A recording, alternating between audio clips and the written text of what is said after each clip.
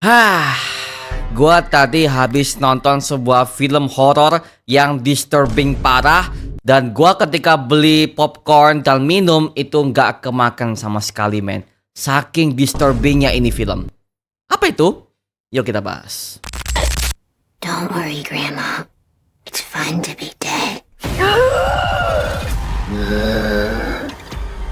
Oke, sekarang kita lagi di mode serius juga tone yang begitu horor ya. Karena ya seperti kalian lihat di belakang gua ini adalah salah satu adegan paling disturbing di film yang akan kita bahas pada video kali ini ya. Yaitu adalah film The Mummy karya Lee Cronin. Jujur, awal gua nonton, jujur ya, gua kira ini adalah The Mummy versi Brendan Fraser. Oke, zaman-zamannya horor, tema-tema Egypt, kutukan Mesir, petualangan, romansa, komedi ya kan mungkin buat kamu yang udah pernah menikmati film The Mummy karya Brendan Fraser ya. Makanya gue dapat kabar sedikit dari mereka, ada yang mengatakan bahwa The Mummy keempat akan segera dikerjakan, di mana semua cast-castnya kembali lagi kepada film keempat ini cuy. Jadi nggak di recast, semuanya kembali untuk mengulang peran lama mereka di franchise terbaru itu ya. Tapi gue baru sadar kalau The Mummy versi ini itu dikerjakan oleh Warner Bros Studios, oke? Sedangkan The Mummy versi Brendan Fraser itu berasal dari PH-nya Universal, Pak. Jadi secara PH aja udah beda. Dan ketika pas gue lihat trailernya, gue lihat posternya, jujur gue merinding abis. Merinding abis karena dari segi bentuk penggarapannya itu mahal banget dan main ke arah psikologi fantasi, men. Jadi ya mungkin buat kamu-kamu yang udah pernah ngeliat film-film horor yang bertemakan gore-gore kayak Evil Dead Rise atau mungkin Evil Dead karya Sam Raimi dulu, atau mungkin yang sekelas kayak film Longlegs ya kan, itu kan dengan tema-tema horor tapi juga ngaruh kepada psikologi penonton.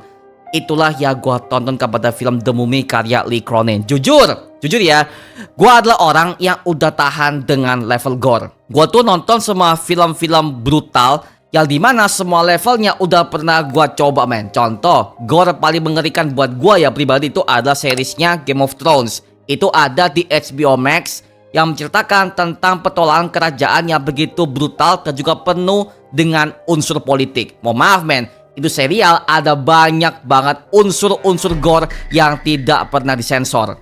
Dan itu bebas aja, men. Dan gue sebagai penonton udah berada di level itu. Anjay, semua dikit lah ya.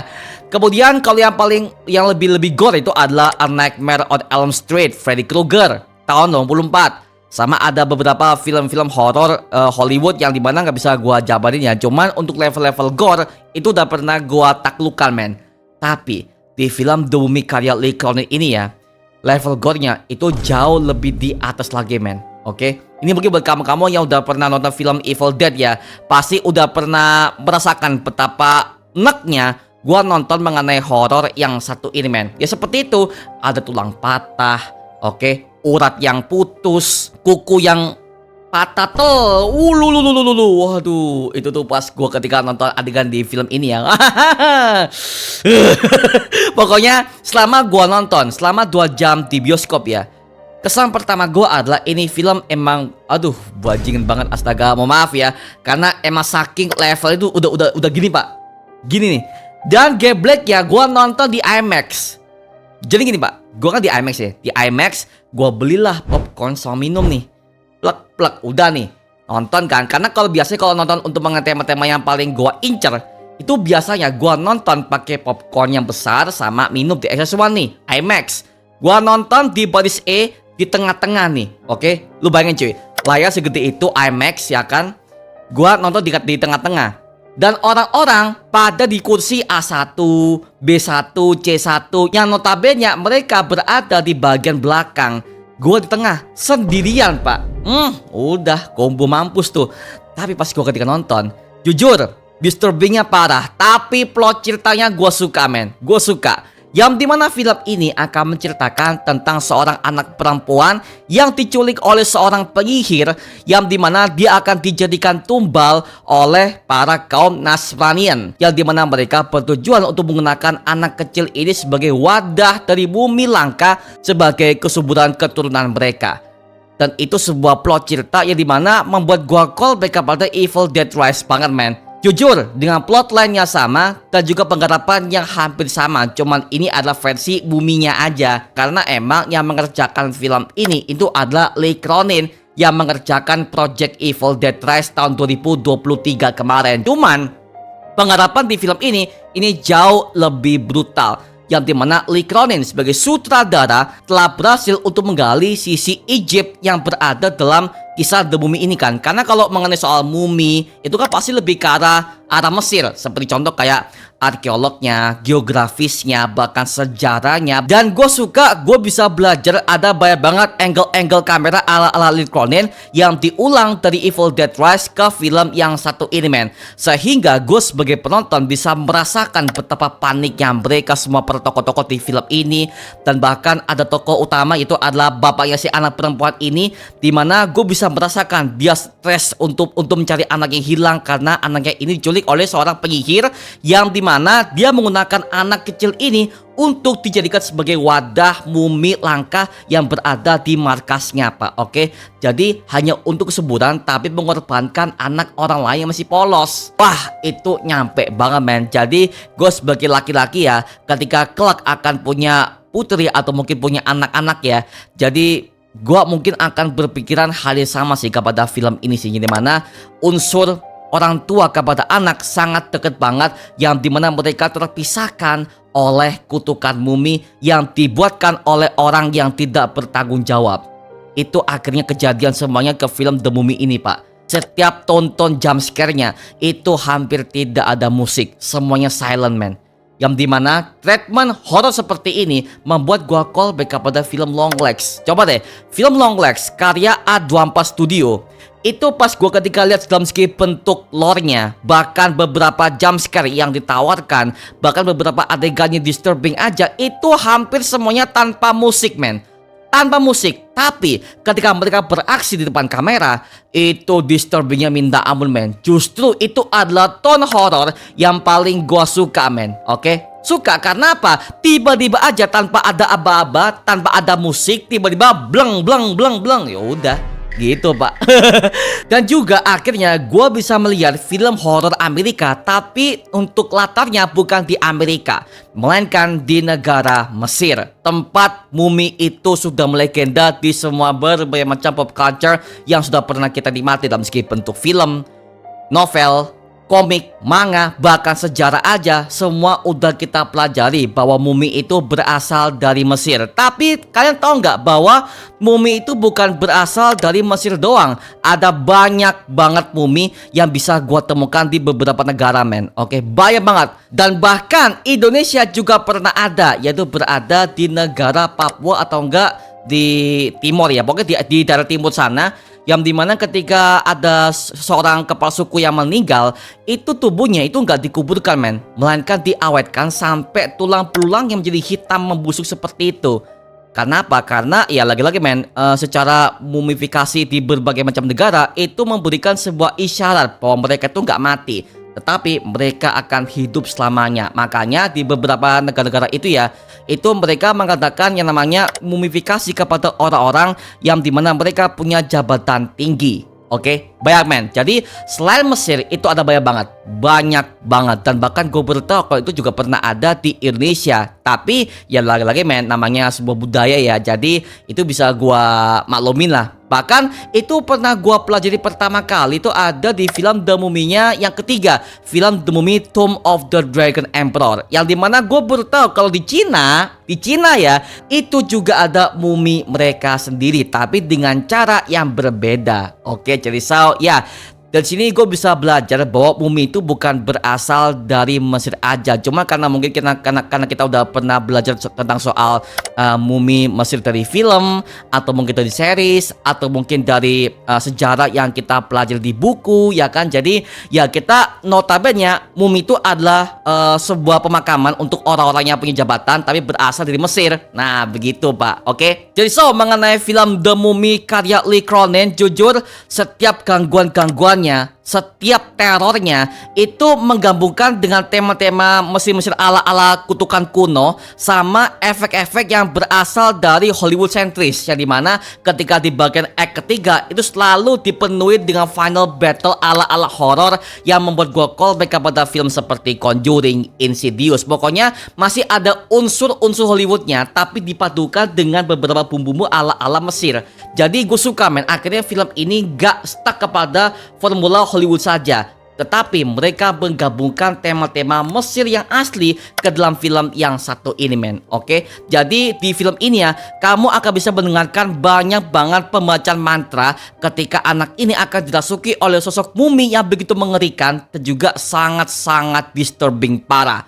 Sangat disturbing parah. Bahkan gue suka ketika mereka pertama kali menemukan anak kecil ini ya, ketika dia udah jadi wadah selama 9 tahun ini, ketika dibuka, oh itu gue bisa lihat ya make upnya, tangannya yang kuku yang dimana udah mulai patah ya kan, bahkan make up prostetiknya, bahkan untuk muka anak kecilnya yang awal cantik tiba-tiba dia berubah menjadi makhluk yang mengerikan. Itu rapi men, make up prostetiknya rapi banget. Gue suka. Akhirnya gue bisa menemukan sosok ancaman anak kecil yang dirasuki oleh sosok iblis seperti mumi yang sangat mengerikan ini pak. Oke, jadi tonnya sama persis kepada film Evil Dead, yang dimana Evil Dead juga mengangkat dengan tema sama, anak kecil jadi korban dari sosok entitas jahat yang merasuki tubuh anak tersebut. Tapi bedanya film ini mengambil sebuah konsep tema mumi itu aja. Tapi untuk mengenai plot ceritanya ini Evil Dead Rise banget sih. Tapi ya so far gue sebagai penonton ya jujur gue terpuaskan men, meskipun dengan tone yang agak sama dengan Evil Dead Rise, tapi ya gue tetap menikmati sebagai pecinta horor ala-ala The Mummy ya. Dimana film ini berhasil bikin gue gak makan popcorn dan minum selama gue nonton film ini pak. Alhasil pas gue habis nonton ya, pas gue keluar dari teater itu langsung popcornnya bahkan minumnya langsung gue buang men. Langsung gue buang karena gue langsung gak nafsu untuk makan dan gak nafsu untuk minum. Untuk orang-orang yang udah terbiasa dengan tema-tema gore seperti ini. Jadi so mungkin buat kamu-kamu yang ingin nonton film ini, saran gue nih, kalian gak usah beli makan minum, daripada lu pas nonton lu langsung enak pak dan buang-buang duit. Makanya ya lagi-lagi ya ini cuma saran gue aja buat kamu-kamu yang ingin menonton film ini, nonton aja dan rasakan cinema experience horror yang begitu mendalam. Dan kalau bisa ya nonton versi IMAX, karena dengan layar IMAX kamu bisa melihat dengan beberapa detail yang disembunyikan dan bahkan untuk scale kameranya itu jauh lebih luas men. Jadi ya saran gua ya kamu nonton aja di versi IMAX itu jauh lebih oke. Bahkan beberapa sound untuk background soundnya itu jauh lebih tajam di IMAX men, karena dengan proposisi dengan sound Dolby Atmos yang jauh lebih tajam, bahkan ada beberapa suara-suara bisikan yang jauh lebih kerasa kan kedengarannya dengan tema-tema tense yang begitu mendalam.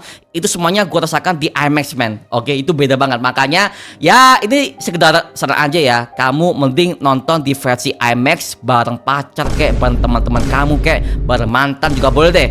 Nonton film The Mummy karya Lee Cronin yang satu ini. Gua jamin lu ketika keluar lu bakal enak-enak gak karuan men. Serius pak, serius kan itu yang pernah gua alami men. Aduh kacau. Tapi gua suka. Nah beda dengan antara film horor yang bikin gua enak tapi gua gak suka. Tapi di film ini gua enak, yes, tapi gua suka, oh sangat. Nah gitu sih. Oke. Tapi mohon maaf ya, di film ini gue juga menemukan sebuah kekurangan yang bisa dibilang agak janggal dalam segi bentuk plot hole. Oke, banyak banget plot hole di film ini pak. Yang pertama, di awal ketika para kaum Nasranian ketika mereka tuh lagi belanja di rumah segala macam ya kan, itu kenapa mereka punya sebuah peti mati yang berisikan mumi di bawah rumah mereka? Itu asal-usulnya dari mana ya? Karena mohon maaf men, di film itu harusnya mereka bisa menggali lagi lebih dalam tentang kaum Nasranian yang satu ini men, karena mereka adalah sebagai tokoh antagonisnya kan ya, sebagai tokoh villainnya lah ya. Tapi untuk lore mereka itu tidak pernah digali lebih dalam segi bentuk visualnya. Itu hanya diceritakan dalam segi bentuk naskah dan juga plotline aja. Itu agak patah men, karena mohon maaf ya, harusnya untuk background seorang penjahat itu harus ditunjukkan dalam segi bentuk visual, dan juga sinematografi. Tapi di film ini itu tidak sama sekali, Pak. Jadi untuk dalam segi bentuk tokoh antagonisnya, gua tidak merasakan emosi kepada mereka. Dan itu berbeda dari film-filmnya The Mummy karya Brendan Fraser, yang dimana filmnya kita tahu itu adalah Imhotep, yang merupakan pendeta Mesir yang akhirnya udah bercumbu kepada perempuan milik Fir'aun. Kan jelas kan ya. Tapi di film ini untuk villainnya aja kita nggak tahu, men. Jadi ya itu sebuah hal yang sangat fatal kepada film ini, yang dimana mereka tidak memberikan identitas kepada musuhnya. Jadi gua nggak tahu, men, siapakah arwah mumi ini sebenarnya siapa. Itu nggak jelas, men, karena mereka terlalu fokus kepada Katie sebagai anak korban yang tersuki oleh mumi yang mengerikan ini. Tapi film ini masih mending ketimbang film The Mummy versi Tom Cruise tahun 2017. Itu adalah Mission Impossible tapi dengan dibalut dengan film Mummy itu aja, Pak. Jadi gak ada bedanya tuh film. Aduh. Dan skor mengenai film The Mummy karya Lee Cronin ini ya, gua kasih skor sekitar 7/10. Oke, bagus, tapi ada beberapa plot hole yang belum diceritakan penuh kepada film ini. So far gue puas, tapi gue agak kurang sedikit yang kepada tokoh antagonisnya. Padahal itu merupakan sebuah formula yang wajib kita tahu sebagai plot cerita, sebagai pelengkap untuk film ini, Pak. Dan itu gak ada, men. Ya elah, kacau, men. Aduh, yaudahlah ya. Nah, sekarang gue serahkan kepada kalian. Gimana pendapat kamu terkait mengenai film The Mummy karya Lee Cronin yang satu ini? Tuliskan pendapat kamu di kolom komentar di bawah dan kita bisa diskusikan bareng seperti biasanya, oke? Nama gua Mario Angelo dan sampai ketemu di video berikutnya. Adios dan thank you semuanya. Dadah. Dadah, capek gua.